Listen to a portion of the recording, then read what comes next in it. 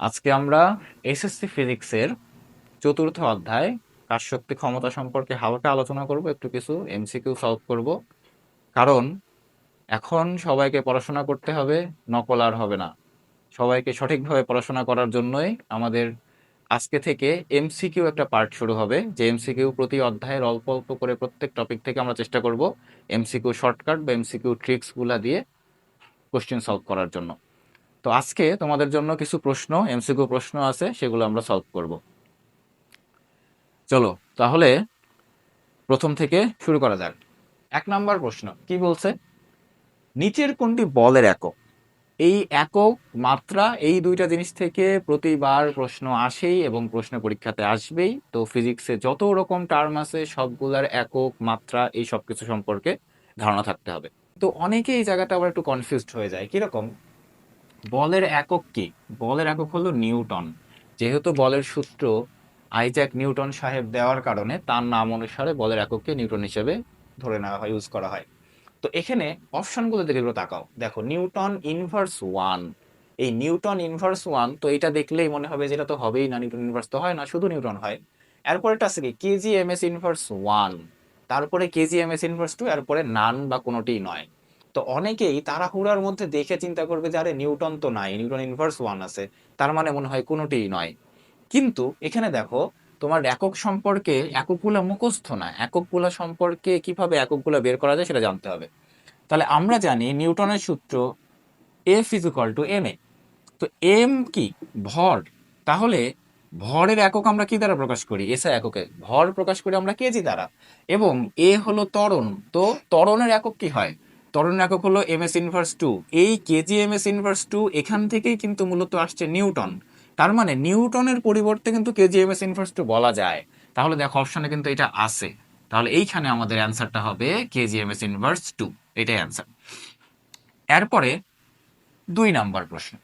2 নম্বর প্রশ্নে কি বলছে, একটি বস্তুর বেগ কত হলে, তাহলে তোমাকে কি বের করতে বলছে এখানে, বেগ, বস্তুর বেগ ভি কত হলে তার ভর বেগ ও গতিশক্তি সমান হবে। তাহলে ভরবেগ আর গতিশক্তি, তো আসো আমরা ভরবেগ আর গতিশক্তি সমান হবে, তো ভরবেগ পি সমান এম ভি, গতিশক্তি কি হাফ এম ভি স্কোয়ার। তাহলে এই দুইটাকে আমাদের সমান ধরতে হবে। তো আসো প্রশ্ন অনুযায়ী আমরা এটাকে সমান ধরে নেই। সমান ধরে নেওয়ার পরে দেখো এম এর সাথে এম কাটা চলে যায়। এরপরে একটা ভি এর সাথে একটা ভি কাটা যায়, তাহলে এই পাশে কি একটা ভি থাকে আর টুটা তুমি এই পাশে নিয়ে আসো, তাহলে two is equal to V বা V is equal to two. তাহলে এই যে দেখো দুই। এখন এখানে দেখো, এখানেও কিন্তু একটা চালাকি আছে, চালাকিটা কি, 4 মিটার পার সেকেন্ড হচ্ছে না, কারণ আমাদের অ্যান্সার কি টু। 0.5 মিটার পার সেকেন্ড হচ্ছে না, এই দুইটাই বাদ। এখন এই যে টু অপশনে আছে, অনেকেই করবে কি তাড়াহুড়া করে এখানে টু অ্যান্সার দিয়ে দিবে, কারণ আমাদের উত্তর আসছে টু। কিন্তু বেগের একক কি, metre per second. Metre per second, কারণ কি, বেগ মানে কি, বেগ মানে হলো সময়ের সাথে সরণের পরিবর্তন। কিন্তু এখানে আছে এমএস, এটা কিন্তু টাইপিং মিস্টেক না, এমএস টাই দেওয়া আছে অপশনে। আর একটা অপশন কি আছে দেখো, নান, কোনোটিই নয়। তাহলে এখানে আনসার হবে কোনোটিই নয়। কারণ 2 এমএস কিন্তু বেগ হয় না, 2 মিটার পার সেকেন্ড বেগ হয়। তাহলে এই জন্য আমাদের প্রত্যেকটা জিনিস খুব বিস্তারিত, খুব সূক্ষ্ম জিনিসপত্র, খুব পরীক্ষা দেওয়ার সময়ও খুব নজরে রাখতে হবে বিষয়গুলো, এবং বেগগুলো সম্পর্কে, একক সম্পর্কে খুব ভালো ধারণা থাকতে হবে। তাহলে এখানে 2 মিটার পার সেকেন্ড, ঠিক আছে। তাহলে এইটাই হলো আমাদের অ্যান্সার, কিন্তু এখানে যেহেতু অপশনে 2 মিটার পার সেকেন্ড নাই, সুতরাং অ্যান্সার হবে কোনোটি নয়। এরপরে আসো 3 নাম্বারটা। চলো 3 নাম্বারটা দেখি। 3 নাম্বারটা কি, 3 নাম্বারটা বলছে যে 3 কেজি ও 9 কেজি ভরের দুটি বস্তুর বেগের অনুপাত কত হবে গতিশক্তি সমান কত হলে, আচ্ছা কত হবে হয়েছে, এটা কত হলে হবে, কত হলে গতিশক্তি সমান হবে। তাহলে দুইটা ভর দেওয়া আছে, বেগের অনুপাত কত হলে, তাহলে আমাদের কি বের করতে বলছে, বেগের অনুপাত বের করতে বলছে। তাহলে বেগের অনুপাত বের করার জন্য কি বলছে, যে গতিশক্তি সমান হবে। তাহলে গতিশক্তি সমান, এটা একটা শর্ত, তাহলে আমরা এই শর্তটাকে ইউজ করব। তাহলে দেখো শর্ত E1 সমান E2। তাহলে এবার half M1 V1 square half M2 V2 square, ঠিক না? তাহলে এবার দেখো হাফের সাথে হাফ কাটা চলে গেল। এবার তোমার কি দরকার বলো তো, বেগের অনুপাত। তাহলে V1 square by V2 square সমান এই পাশে M2 বাই কি হবে M1। এবার এই যে স্কোয়ার আছে, এটাকে তুমি চাইলে কি লিখতে পারো, হোল পাওয়ার লিখতে পারো, দুইটার উপরে স্কোয়ার আছে। এখন হোল পাওয়ারটাকে তুলতে গেলে আমাদের কি করতে হবে, এই পাশে রুট করতে হবে। তাহলে এবার M2 পরের বেগটা কত দেখো তো, 9 কেজি। তাহলে 9 ডিভাইডেড বাই m1 কত 3, এর উপরে রুট। তাহলে এবার তুমি কাটাকাটি করো, তাহলে কাটাকাটি করলে কত 3 থাকে, তাহলে হয় √3। তার মানে v1 অনুপাত v2 সমান হবে √3 অনুপাত 1। তাহলে √3 অনুপাত 1, এই যে বি নাম্বার অ্যান্সার, √3:1। এরপরে দেখো, এরপরে চলো 4 নাম্বার। 4 নাম্বারটা কি বলছে, কোনো বস্তুর ভর অর্ধেক এবং বেগ 4 গুণ হলে গতিশক্তি পূর্বের কত গুণ হবে? ভর অর্ধেক, তো আসো, গতিশক্তি হাফ এম ভি স্কোয়ার, তাহলে ভরটাকে আমি করতেছি অর্ধেক, তাহলে ভর যদি অর্ধেক হয় দেখো তো, তাহলে কত হয় m/2, ভর অর্ধেক লিখলাম। এরপরে বেগ 4 গুণ, তাহলে বেগটাকে 4 গুণ করে দাও, তাহলে 4 গুণ মানে কি 4v, 4 গুণ না, 4 কিন্তু বলেনি, বলছে 4 গুণ, কার 4 গুণ, v এর 4 গুণ, তাহলে 4 × v। তাহলে এবার হাফ থাকলো m/2, এখানে কত হয় 16v স্কোয়ার। তাহলে এবার দেখো, এই 2 দিয়ে 16 কে কাটলে কত থাকে 8, তাহলে হাফ এম ভি স্কোয়ারটা আলাদা করে রাখো আর 8টাকে আলাদা করে রাখো, তাহলে এইটা কি আমাদের গতিশক্তি না, তাহলে গতিশক্তি ইন্টু 8, তাহলে কত হচ্ছে 8 গুণ। তাহলে এইটা অ্যান্সার হবে 8 গুণ। এরপরে চলো পরের প্রশ্ন 5 নাম্বার। 5 নাম্বারটা দেখো, 500 কেজি ভরের একটি বস্তু 20 মিটার পার সেকেন্ড বেগে চলছে, বস্তুটিতে এত মন্দন সৃষ্টি করলে 10 সেকেন্ড পরে এর গতিশক্তি কত হবে? এখন গতিশক্তি বের করতে আমাদের কি লাগে, আমাদের শুধু সূত্রগুলা ভালো মতো বুঝলেই হয়। দেখো হাফ এম ভি স্কোয়ার, তাহলে তোমার কি লাগবে এখানে, দেখো তো, এখানে লাগবে ভর দেওয়া আছে, এই যে দেওয়া আছে 500 কেজি, আর কি লাগবে বেগ, বেগ দেওয়া আছে কোনটা, এইটা, এটা কি আদি বেগ, তোমার গতিশক্তি চাইছে কতক্ষণ পরে 10 সেকেন্ড পরে, তাহলে আমাদের 10 সেকেন্ড পরে তোমাকে যেই মুহূর্তে গতিশক্তি বের করতে বলবে ওই মুহূর্তের বেগটা লাগবে। তাহলে যেহেতু বলছে 10 সেকেন্ড পরে, তাহলে আমাদের কি দরকার 10 সেকেন্ড পরের বেগ দরকার। তাহলে 10 সেকেন্ড পরের বেগের জন্য v is equal to u, এত মন্দন, তাহলে মন্দনের জন্য ইউ মাইনাস কেটি, কারণ 10 সেকেন্ডে কি হবে আস্তে আস্তে বেগটা কমবে, মন্দন মানে কি বেগ হ্রাস, আস্তে আস্তে বেগটা কমে আসবে। তাহলে আদিবেগ কত, আদিবেগ হলো 20 মাইনাস মন্দন 0.5 ইন্টু 10। তাহলে এবার কত হয় দেখো তো, অর্ধেক করলে এটা হয় 5, তাহলে -5 কত হয় 15 মিটার পার সেকেন্ড। এই 15 মিটার পার সেকেন্ড দিয়ে আমাদের গতিশক্তিটা বের করতে হবে। তাহলে হাফ এম, এম মানে হলো 500, এরপরে 15 উপরে স্কয়ার। তো এইটাকে যদি আমরা এবার সমাধান করি তাহলে কত আসে, চলো এটাকে যদি আমরা সমাধান করি তাহলে 56250 এত জুল। তো এবার দেখো অপশন, এই যে 5.6, দেখো এখানে যদি আমরা একটা পয়েন্ট দিই, পয়েন্ট যদি আমি 4 ঘর সরাই নিয়ে আসি তাহলে কত হয় 10⁴ হবে, দেখি তো কথা, এই দেখো এখানে পয়েন্ট আছে 5.6 আছে, তাহলে 5.6 এইটুকু দেওয়া নাই অপশনে, তাহলে এইটা আছে মিলে গেছে অপশনের সাথে, তাহলে এইটাই হবে অ্যান্সার। এই, আচ্ছা এবার আমরা চলে যাব পরবর্তী প্রশ্নে। আচ্ছা এরপরে দেখো, এরপরের প্রশ্নগুলো যদি একটু খেয়াল করি, 6 নাম্বার কি বলছে, 1000 কেজি ভরের একটি গাড়ি 5 মিটার পার সেকেন্ড বেগে চলতে শুরু করে 15 মিটার পার সেকেন্ড বেগ প্রাপ্ত হয়, তাহলে আদি বেগ 5, শেষ বেগ কত 15, তাহলে ইঞ্জিন দ্বারা কৃত কাজ, আমরা জানি কাজ সমান গতিশক্তির পরিবর্তন, এরকম একটা সূত্র তোমরা শিখছো, half M V square minus half M U square. তাহলে হাফ আর এম এটাকে তুমি কমন নিয়ে নাও, তাহলে V square minus U square, মান বসায় দাও, এম কত 1000 কেজি, আর ভি কত শেষ বেগ 15 উপরে স্কয়ার, মাইনাস আদিবেগ কত 5 তার উপরে স্কয়ার। তাহলে এবার চলো আমরা এটা ক্যালকুলেশন করে দেখি কত আসে, 1000 আর এখানে হবে 200। আচ্ছা তাহলে আসে 100, 5টা জিরো এত জুল, একক কি হয়, কাজের একক কি হবে জুল হবে। তো এখন তুমি এখানে খেয়াল করে দেখো, এই যে অপশনে কিন্তু মিলছে প্রথমটা, অনেকেই এখানে কিন্তু প্রথমটা অ্যান্সার দিয়ে দিবে, কিন্তু এখানে এককটা খেয়াল করো কি আছে কিলো জুল, এটা কিন্তু কিলো জুল না, এটা শুধু জুল। এইটাকে আর অপশনে মিলতেছে, এই সংখ্যাটা মেলে না, তাহলে দেখো এই সংখ্যাটা যেহেতু অপশনে মেলে না, এইটাকে যদি আমি কিলো জুল আছে, দেখো সবগুলা কিন্তু কিলো জুলে, তাহলে কিলো জুল কেমনে করে 1000 দিয়ে ভাগ করে, তাহলে হয়ে গেল কিলো জুল, তাহলে 1000 দিয়ে ভাগ করলে 1 2 3টা শূন্য কাটা চলে গেল, তাহলে হয় 100 কিলো জুল। দেখো 100 কিলো জুল অপশনে আছে, এই যে আছে 2 নাম্বারটা অ্যান্সার। এরপরে 7 নাম্বার, কোনো বস্তুর অবস্থা বা অবস্থানের জন্য তৈরি হয় কোন শক্তি? বিভব শক্তি। বিভব শক্তি তৈরি হয় কোনো বস্তুর মধ্যে সঞ্চিত শক্তি, যে শক্তিটা সঞ্চিত থাকে সেটাকে আমরা বলি বিভব শক্তি।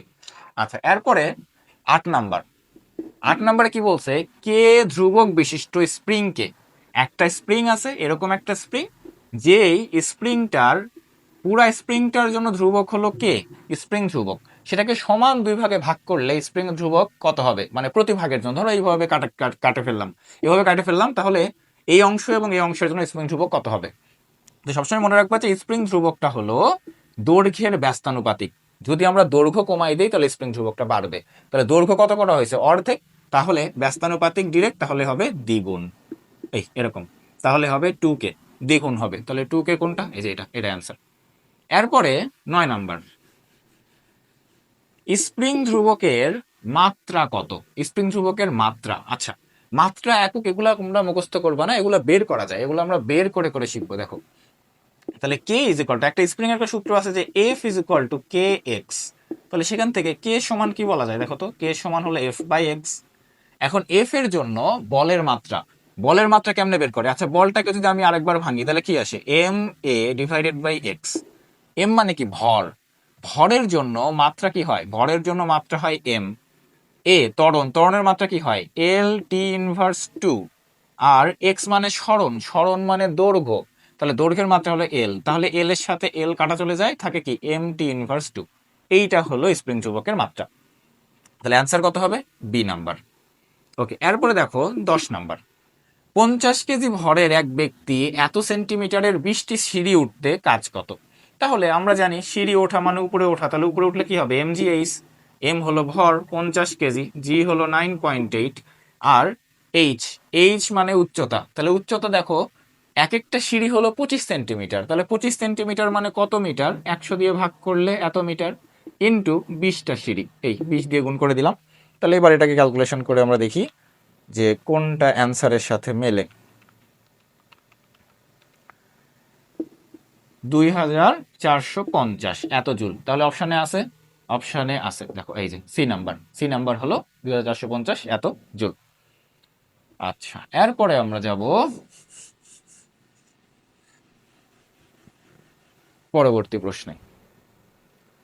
আচ্ছা, এরপরে দেখো 11 নাম্বার কি বলছে? কোনটি অনবায়নযোগ্য শক্তি? নবায়ন মানে কি? নবায়ন মানে হলো যেটাকে বারবার ব্যবহার করা যায়। নবায়নযোগ্য মানে যেটাকে বারবার ব্যবহার করা যায়, আর অনবায়নযোগ্য মানে যেই শক্তিটাকে বারবার ব্যবহার করা যায় না, একবার, ওয়ান টাইম ইউজ, একবার ব্যবহার করলে সেটা আস্তে আস্তে শেষ হয়ে যায়। তাহলে সৌরশক্তি, সৌরশক্তি মানে কি? সূর্যের আলো থেকে যে শক্তি আসে, এটা কখনোই শেষ হবে না। এই শক্তিকে যদি আমরা ব্যবহার করি, যেমন আজকে আমি সূর্যের আলোকে ব্যবহার করলাম, তার পরবর্তী কালকে, আজকে যদি আমি ব্যবহার করি তাহলে কালকে আমি সূর্যের আলো পাবো না, বিষয়টা কিন্তু এমন না। আজকেও আমি সূর্যের আলো ব্যবহার করতে পারছি শক্তি হিসেবে, কালকেও আমি সেম পরিমাণে সূর্যের আলোটাকে ব্যবহার করতে পারবো শক্তি হিসেবে। তার মানে সৌরশক্তিটাকে অনেকবার ব্যবহার করা যায়, বারবার বারবার ব্যবহার করা যায়। তাহলে সৌরশক্তিটা কি হবে? নবায়নযোগ্য শক্তি। এরপরে দেখো বাতাস, বাতাসটা কি? বায়ু, এটাও তো নবায়নযোগ্য শক্তি। কেন? কারণ বাতাস তো কখনো বন্ধ হয় না, বাতাস সবসময় হতেই থাকে। কখনো বেগ বেশি হয়, কখনো বেগ কম হয়, বাতাস কখনো জোরে হয়, আস্তে হয়, বাট বাতাসের যে শক্তি বা বাতাসের যেই প্রবাহ সেটা কিন্তু সবসময় থাকে। আচ্ছা, নিউক্লিয়ার শক্তি, নিউক্লিয়ার শক্তি, এই নিউক্লিয়ার শক্তিটা অনবায়নযোগ্য শক্তি। কারণ কি? কারণ আমরা এই নিউক্লিয়ার রিয়াকশনে ইউরেনিয়াম বা বিভিন্ন মৌল যেগুলো ব্যবহার করি সেগুলো প্রকৃতিতে একটা নির্দিষ্ট পরিমাণে পাওয়া যায়, এবং ওই মৌলগুলো একবার ব্যবহার করে শেষ করে ফেললে পরবর্তীতে ওই মৌলগুলোকে আর পরবর্তী ব্যবহার করা যায় না, বারবার ইউজ করা যায় না। তো এই জন্য নিউক্লিয়ার শক্তি মানে হলো, নিউক্লিয়ার শক্তিটা হলো যেটা অনবায়নযোগ্য শক্তি, যেটাকে অনেকবার ব্যবহার করা যাচ্ছে না, যে লিমিটেড পরিমাণে পৃথিবীতে আছে রিজার্ভ, এটা যদি শেষ হয়ে যায় তাহলে এটা আর ব্যবহার করা যাবে না। যেমন আমরা অনবায়নযোগ্য শক্তি কি বলতে পারি? যেমন তেল, খনিজ থেকে তেল পাওয়া যায়, এই তেল কিন্তু ব্যবহার করতে করতে একসময় শেষ হয়ে যাবে, শেষ হয়ে গেলে পরবর্তীতে ওই তেলটাকে আমরা আর ব্যবহার করতে পারবো না। তারপরে কয়লা, কয়লা কিন্তু শেষ হয়ে যাবে একসময় ব্যবহার করতে করতে। এরপরে আসো জীবাশ্ম জ্বালানি। তো এই জীবাশ্ম জ্বালানি এটা হলো কয়েকশো বছর বা কয়েক হাজার বছর ধরে আস্তে আস্তে আস্তে আস্তে একটু একটু করে তৈরি হয়। তাহলে সৌরশক্তি, সৌরশক্তি কিন্তু জীবাশ্ম জ্বালানি না, কারণ সৌরশক্তি কিন্তু মাটির নিচ থেকে তৈরি হয় না, এটা আসে সূর্য থেকে। আচ্ছা, পরমাণু শক্তি, পরমাণু শক্তিটা কোত্থেকে পাওয়া যায়? পরমাণু শক্তিটা পাওয়া যায় হলো বিভিন্ন মৌল, প্রকৃতিতে ইউরেনিয়াম এই টাইপের মৌলগুলো হলো পরমাণু শক্তি হিসেবে ইউজ করা হয়। বায়ু শক্তি, এই বায়ু শক্তিটা কি? এটা হলো বাতাসের শক্তি, এটার সাথেও কিন্তু মাটির কোনো সম্পর্ক নাই। তাহলে দেখো গ্যাস, এটা পাওয়া যায় খনি থেকে, তো খনিজ থেকে যে জিনিসপত্রগুলো পাওয়া যায়, খনিজ যে পদার্থগুলা, এগুলাই মূলত জীবাশ্ম জ্বালানি। খনিজ থেকে যে সকল জ্বালানি আমরা ব্যবহারের জন্য উপরে তুলে ব্যবহার করি, যেমন তেল, গ্যাস, এই জিনিসপত্রগুলা, কয়লা, এগুলা হলো জীবাশ্ম জ্বালানি। তাহলে এখানে কিন্তু আমরা একটা কথা বলতে পারি যে জীবাশ্ম জ্বালানি এটা কি ধরনের শক্তি?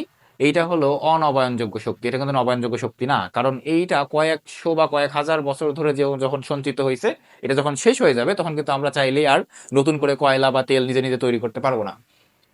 এরপরে এক পরমাণু ইউরেনিয়ামের ফিশনে কয়টি নিউট্রন নির্গত হয়? তো নিউক্লিয় বিক্রিয়া বা নিউক্লিয়াস থেকে যে সকল বিক্রিয়া ঘটে, এই সকল বিক্রিয়া হলো দুই ধরনের। একটা হলো ফিশন আর একটা হলো ফিউশন। তো এই ফিশন হলো ভাঙা। ফিশন হলো কোনো বড় মৌলকে ভেঙে ফেলা এবং ভেঙে ছোট ছোট মৌল তৈরি করা, এবং ওখান থেকে অনেক বেশি পরিমাণে শক্তি পাওয়া যায়, যে শক্তিটা আমরা বিভিন্ন ক্ষেত্রে ব্যবহার করে থাকি। আর ফিউশন মানে হলো ছোট ছোট মৌল একত্রিত হয়ে বড় মৌল তৈরি করে। তো এখন এই ফিশনের ক্ষেত্রে ইউরেনিয়ামকে যখন আমরা একটা নিউট্রন দিয়ে আঘাত করি, তখন এক্ষেত্রে বেরিয়াম, ক্রিপ্টন আর সাথে 3টা নিউট্রন তৈরি হয়। নিউট্রন কয়টা তৈরি হয়? 3টা। তো এটাই জানতে চাইছে যে ফিশনে কয়টি নিউট্রন নির্গত হয়? 3টি। আর এইটা হলো একটা চেইন রিয়াকশন। কেন এটা চেইন রিয়াকশন? এই যে 3টা নিউট্রন নির্গত হয়, এই 3টা নিউট্রন আবার 3টা ইউরেনিয়ামকে ধাক্কা দেয়।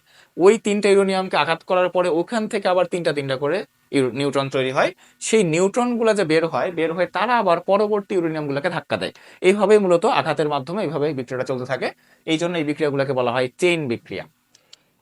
আচ্ছা, এইটা খুব গুরুত্বপূর্ণ একটা প্রশ্ন। দেখো, প্রত্যেক ধাপে 10% শক্তি অপচয় হলে 2 ধাপে কর্মদক্ষতা কত? এইটা দেখো, এইটা অনেকেই 80% দিয়ে দিবে না বুঝে, কিন্তু এখানে কিন্তু 80% এটা অ্যান্সার হবে না। 10% শক্তি অপচয় হলে কার 10% অপচয় হয়? আমি তোমাকে বললাম যে তোমার কাছে 500 টাকা আছে এবং এই 500 টাকা তোমার প্রতিদিন অর্ধেক করে, তোমার টাকার অর্ধেক পরিমাণে প্রতিদিন খরচ করতে হবে। তা তোমার শেষ করতে কতদিন সময় লাগবে? অনেকেই কিন্তু না চিন্তা করে বলে ফেলবে 2 দিন, কিন্তু 2 দিনে কিন্তু শেষ হবে না। তোমাকে আমি কন্ডিশন কি বলছি? প্রতিদিন তার অর্ধেক, তোমার কাছে থাকা টাকার অর্ধেক খরচ করতে হবে। তাহলে প্রথম দিনে তুমি খরচ করবে কত টাকা? 250 টাকা। এটা তোমার প্রথম দিনের খরচ। দ্বিতীয় দিনে তুমি খরচ করবে কত? 125 টাকা। কারণ প্রথম দিন তোমার কাছে কত ছিল? 500 টাকা, সেটার অর্ধেক কত হয়? 250। পরের দিন কিন্তু তোমার কাছে আছে 250, তার অর্ধেক কিন্তু হবে 125। তাহলে এখানে কি বলছে দেখো, প্রতি ধাপে 10%। তাহলে প্রথম ধাপে যখন আমি 10% শক্তি অপচয় করে ফেললাম, তাহলে তখন আমার কাছে কত থাকলো? 90। তখন আমার কাছে শক্তি থাকলো 90। এরপরে যখন আবার 10% অপচয় হবে, সেটা কোত্থেকে অপচয় হবে? 100% থেকে না, কিন্তু 100 থেকে না, 90 থেকে।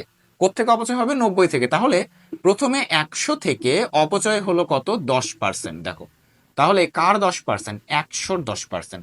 তাহলে 100 কাটা, তাহলে তোমার কাছে থাকলো কত? 90। ওই 90 থেকে আবার 10% অপচয় হবে, 90 থেকে আবার অপচয় হবে 10%। তাহলে কার 10%? ওই 90-এর যা অবশিষ্ট আছে তার 10%। তাহলে 10/100 × 90। তাহলে দেখো 0 0 0 0 কাটা, তাহলে কত থাকে এখানে? 81। তাহলে তোমার কাছে অবশিষ্ট কত থাকবে? 81%। 81, এটা 81 থাকলো, সেটাকে যদি আমি শতকরা করি তাহলে পার্সেন্ট, 100 দিয়ে গুণ করলে 81% হবে। তাহলে অ্যান্সার হবে এইটা, 81%। ঠিক আছে। এরপরে 15 নাম্বার দেখো, 2 কিলোজুল শক্তি সম্পন্ন পাম্প 10 কেজি ভরের বস্তুকে 20 মিটার উচ্চতায় উঠালে শক্তির অপচয় কত হবে? আচ্ছা, তো বলো দেখি, যেই শক্তিটা প্রশ্নে দেওয়া থাকে সেটা কি শক্তি হয়? প্রদত্ত শক্তি। তাহলে প্রদত্ত শক্তি কত? প্রদত্ত শক্তি হলো 2 কিলোজুল, মানে 2000 জুল। কিলো মানে 1000। এবং ওই পাম্পটা যে পরিমাণ কাজ করতে পারে সেটা কি হয়? কার্যকর শক্তি। তাহলে এখানে কার্যকর শক্তি কত হবে? কার্যকর শক্তিটা হলো সে যে কাজটা করে, তাহলে কাজ করতেছে কোনটা? এমজিএইচ, এই যে বস্তুকে উঠানো। তো সে কি করে? 10 কেজি ভরের বস্তুকে 20 মিটার উচ্চতায় উঠাইতে পারে। তাহলে 10 কেজি ভরের বস্তুকে যদি সে 20 মিটার উচ্চতায় উঠায়, তাহলে সেক্ষেত্রে কি হচ্ছে? তাহলে 1960 এত জুল। তাহলে এই পরিমাণে সে কাজ করতে পারে। আর এইটা হলো প্রদত্ত শক্তি। প্রদত্ত শক্তি মানে কি? যেই শক্তিটা তাকে দেয়া হয় কাজ করার জন্য। কারণ আমি যখন বাইরে থেকে তাকে শক্তি দিব, যেমন ধরো একটা পাম্প, ওই পাম্পকে শক্তি দিতে হয় কিভাবে? ইলেকট্রিসিটি দিয়ে। তাহলে ইলেকট্রিসিটির মাধ্যমে সে শক্তি নেয় এবং ওই শক্তি থেকে সে কাজ করে। পৃথিবীতে কোনো যন্ত্রই 100% কাজ করতে পারে না, মানে তাকে আমি যে পরিমাণ শক্তি দিলাম ওই পুরো শক্তিটাই সে কনভার্ট করে আমাকে কাজ করে দিবে, এটা পসিবল না। মানে 2000 শক্তি যে আমি দিলাম সেখান থেকে সে কাজ করলো কত, 1960, এই পরিমাণে কাজ সে করলো। তাহলে এটা হলো প্রদত্ত শক্তি আমি যেটা দিলাম, আর কার্যকর শক্তি মানে সে আমাকে যেটা কাজ করে দিতে পারলো। তাহলে এই জায়গা থেকে অপচয় কোনটা হবে, তাহলে অপচয় হবে যতটুকু সে কাজ করতে পারলো না, সেটা হলো অপচয়। তাহলে এই 2000 থেকে 1960 যদি আমি বাদ দেই, তাহলে এই যে 40 জুল, এই 40 জুলটাই হলো অপচয়, কারণ এই 40 জুল কিন্তু সে কাজ করতে পারলো না। তাহলে আমাদের এখানে আনসার হবে 40 জুল। এই ছিল মোটামুটি আমাদের আজকের এমসিকিউ। তাহলে আজকে আমাদের ক্লাস এ পর্যন্তই শেষ হবে। তোমাদের জায়গা থেকে সর্বোচ্চ পরিমাণে প্রস্তুতি নাও। সবার জন্য শুভকামনা। আজকে এই পর্যন্তই।